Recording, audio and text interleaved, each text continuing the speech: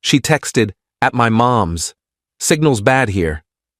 Her mom was sitting right next to me at our dinner table. I texted back, "Give her my love." I showed her mother the real-time location sharing on my screen, and that's when everything stopped. I'm 36, been married for 8 years. We met in our mid-20s at a mutual friend's party, dated for 2 years, got married at City Hall with just close family present. Simple wedding, nothing fancy. She works in HR for a tech company. I'm in construction management. We've had our ups and downs like any couple, but I thought we were solid. I thought we were honest with each other. About 6 months ago, things started changing. Small things at first. She'd be on her phone more, smiling at texts she wouldn't share. When I'd ask who she was talking to, she'd say, "Just work," or "Just a friend from college." Fair enough, I figured. Everyone's entitled to their privacy. Then came the late nights at the office. 2-3 times a week she'd text saying she had to stay late for a project. I never questioned it because her job can be demanding, especially during performance review season or when they're hiring. I'd save her dinner, have it waiting when she got home around 9 or 10. But the real red flag was when she started going to her mom's place more often. Her mom lives about 40 minutes away and they've always been close, so weekly visits weren't unusual. What was unusual was the frequency suddenly jumping to 3-4 times a week, and she'd stay for hours. "Mom needs help with some stuff around the house," she'd explain. "I can come help," I'd offer. "No, it's fine. Girl stuff mostly. Organizing, cleaning out closets, that kind of thing." I didn't push it. Her mom's a widow, has been for about 5 years. If she needed help and wanted her daughter around, who was I to complain? Last Tuesday changed everything. Her mom called me in the morning, asked if I could help her move some furniture that afternoon. Heavy stuff she couldn't manage alone. "Sure, I can swing by after work. Around 6? "Perfect. I'll make dinner. You can stay and eat." "Sounds great. Should I tell her to meet us there?" There was a pause. "Tell who?" "My wife, your daughter." "Oh, she's probably busy with work. Don't worry about it." Something in her tone felt off, but I let it go. I showed up at her mom's house at 6. We moved a dresser, an old desk, rearranged her living room. It took about an hour. Then she insisted I stay for dinner. She'd made pot roast, my favorite. We were sitting at the table, eating, talking about normal stuff, the weather, neighborhood gossip, my latest project at work. Around 7:30, my phone buzzed. Text from my wife. "Hey babe, at my mom's. Signal's bad here. Might be late getting home. Don't wait up." I stared at the message, read it twice. Her mom was literally sitting across from me, chewing pot roast. I looked up at her. She was watching me, fork halfway to her mouth. "Everything okay?" she asked. I turned my phone around, showed her the message. Her face went white. She put her fork down slowly. "What does that say?" "Says she's here, at your house. Says signal's bad." Her mom looked around her dining room like she was checking to make sure she hadn't somehow missed her daughter being there. "She's not here." "I know." "She told you she's here?" "Yeah." We sat in silence for a moment. I could hear the clock ticking in the hallway. "How often does she tell you she's here?" her mom asked quietly. 3-4 times a week for the past few months?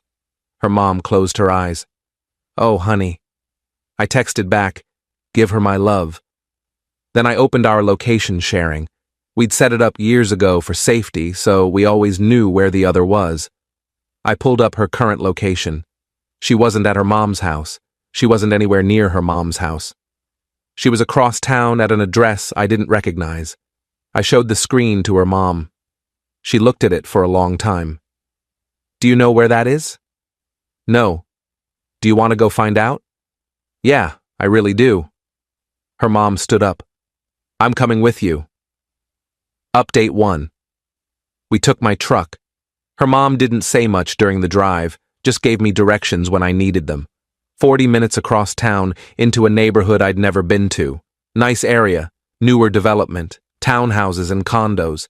The GPS led us to a townhouse complex. Her location pin was stationary, had been for over an hour according to the timeline. "That one." her mom said, pointing to a unit with lights on in the windows. The one with the black car in the driveway. I recognized the black car. It belonged to a guy from her company. I'd met him once at a work function about a year ago. She'd introduced him as her colleague. They worked on some projects together. I parked across the street, sat there for a minute, trying to figure out what to do next. "You want me to go knock?" her mom asked. "No, I'll do it." "You sure?" "Yeah." I got out, walked up to the door. Her mom followed despite what I'd said. I guess she wanted to see this through. I knocked, waited. The door opened. The guy from the work function stood there, beer in hand, casual clothes. His face went from friendly to confused to oh shit in about 2 seconds. "Hey," I said. "Is my wife here?" He started to say something, stopped, started again. Her car's in your driveway. Her phone says she's in your house. So let me ask again. Is my wife here?" He stepped back.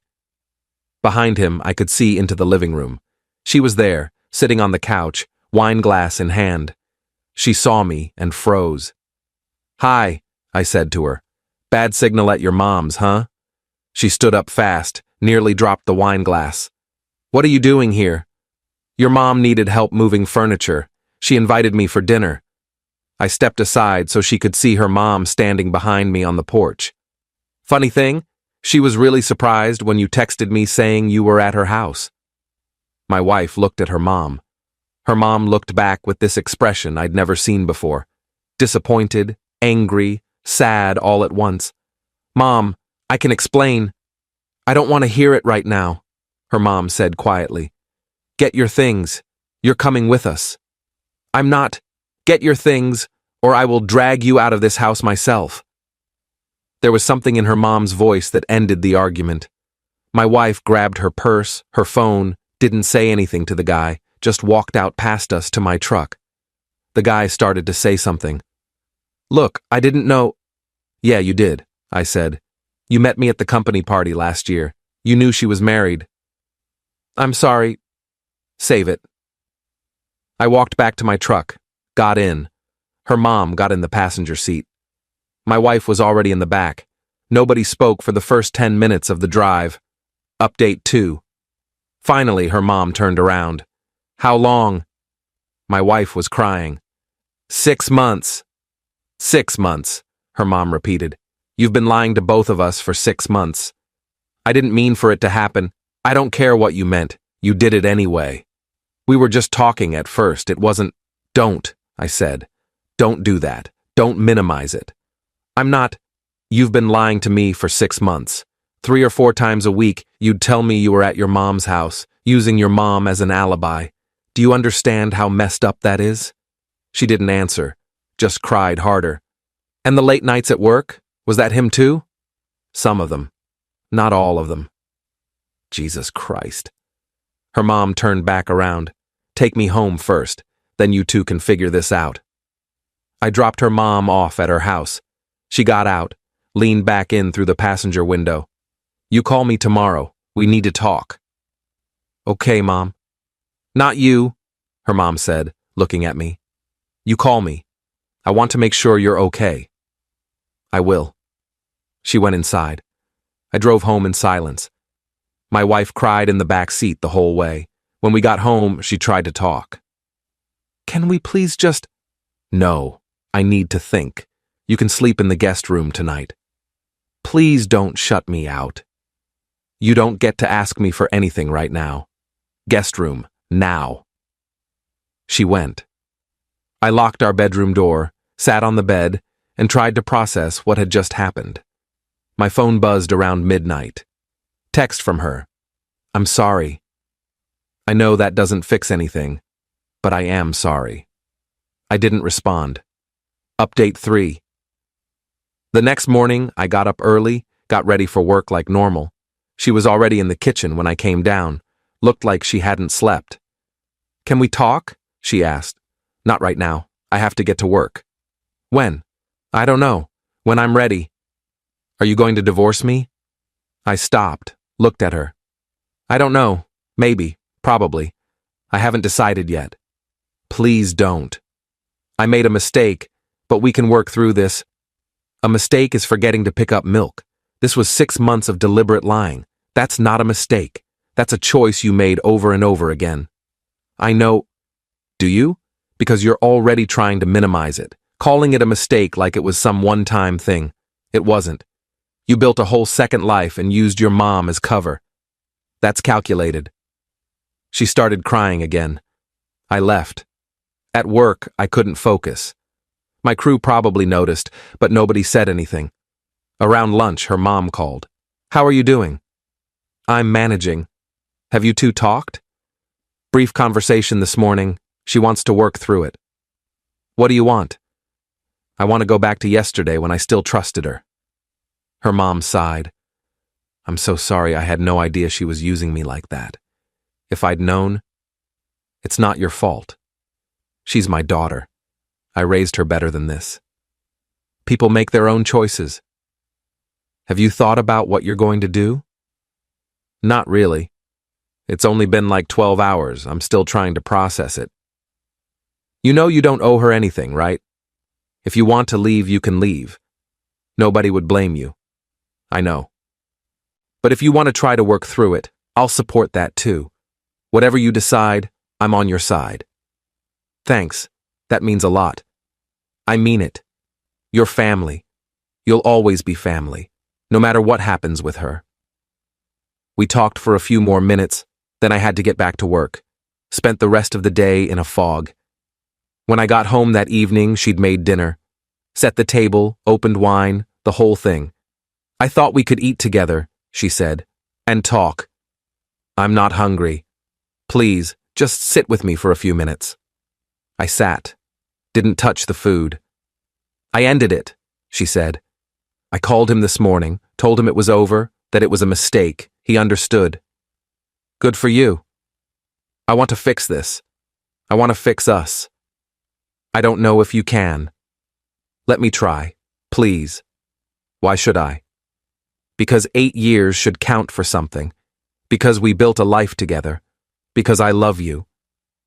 Did you love me when you were lying to me? When you were at his place while I was eating reheated dinner alone? She didn't answer. That's what I thought. Update 4. Over the next week, we existed in the same house but barely spoke. She tried to initiate conversations. I shut them down. I was sleeping in the guest room, spending more time at work, avoiding being home. Her mom called every couple of days to check on me. We'd talk for a while, and honestly, those conversations were the only thing keeping me sane. Have you thought about counseling? She asked one day. I don't know if I want to save the marriage. That's fair. But even if you don't, counseling might help you process everything. Figure out what you want to do next. Maybe. I talked to her yesterday. She's a mess. Good. I know you're angry. I'm beyond angry. I don't even know what I am. Betrayed, humiliated, stupid for not seeing it sooner. You're not stupid. You trusted her. That's not stupid. That's what you're supposed to do in a marriage. And look where it got me. 10 days after finding out, I came home to find her mom in my living room. My wife had apparently called her, asked her to come over. What's going on? I asked. She wants to talk to both of us, her mom said, together. My wife came out of the kitchen. She'd been crying again, looked like hell. I need to say something, she started, to both of you, and I need you to just listen, okay? I sat down on the couch. Her mom sat next to me. My wife stood in front of us, wringing her hands. I know I've said I'm sorry, but I don't think you understand how sorry I am. What I did was unforgivable. I lied to both of you.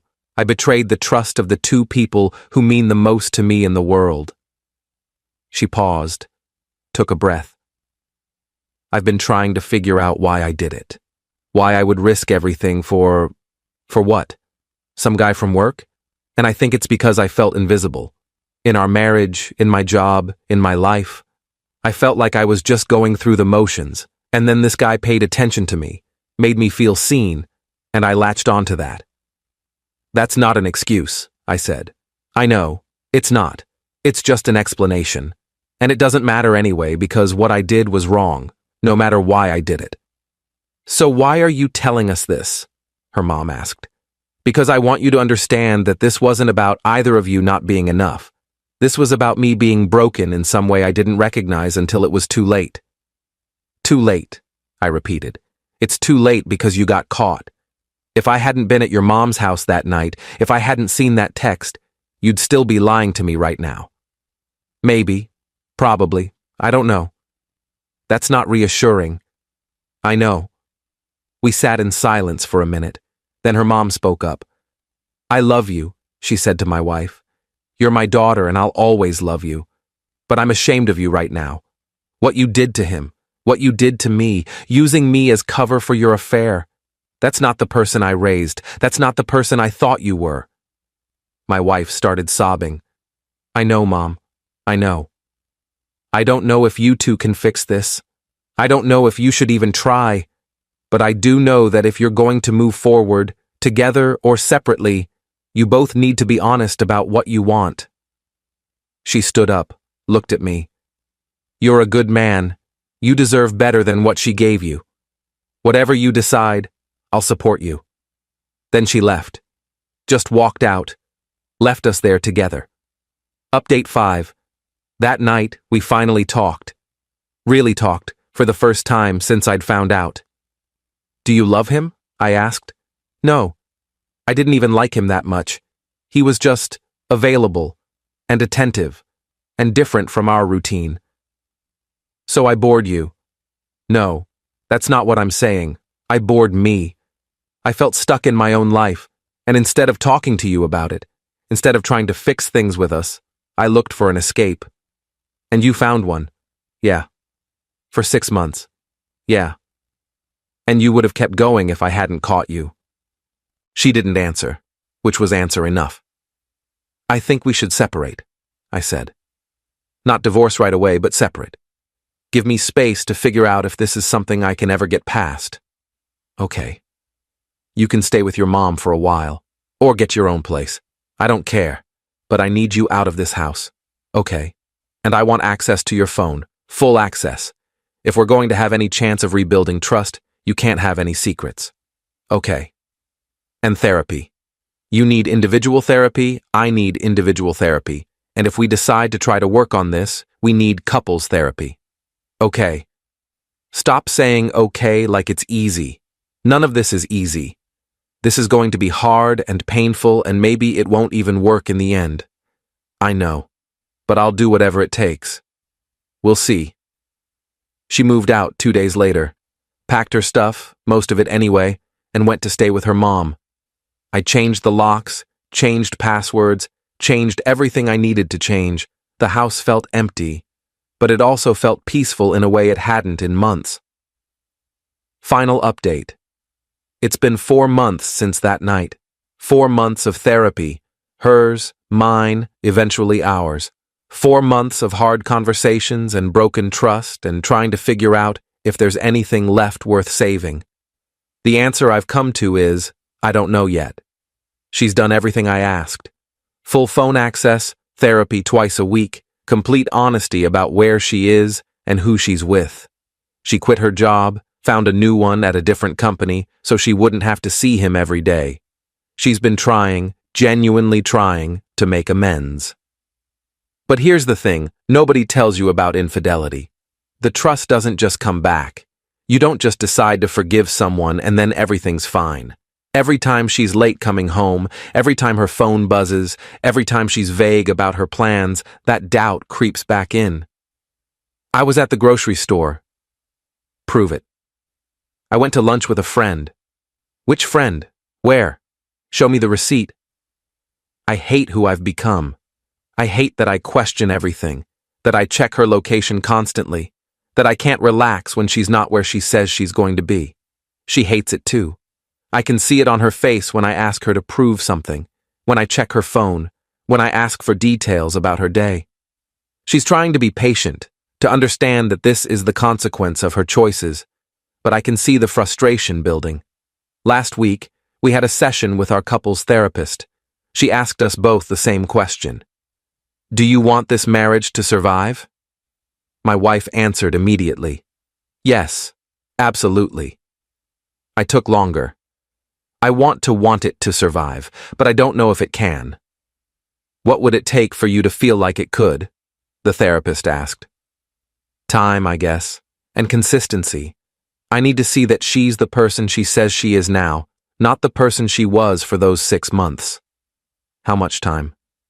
I don't know. A year? 2 years? Maybe forever? That's not fair to either of you. You can't keep her in limbo forever. I know, but I also can't force myself to trust her before I'm ready. We left that session without any resolution, just more questions.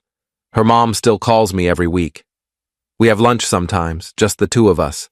She tells me she's proud of me for trying, but she also tells me I don't have to try if I don't want to. You gave her 8 years of faithfulness and honesty, she said last time we met. She gave you 6 months of lies. You don't owe her anything more. But what if we can fix it? What if you can't? How many more years do you want to spend wondering if she's telling the truth? I don't have an answer to that. My wife asked me last night if we could have dinner together, at home, at our house.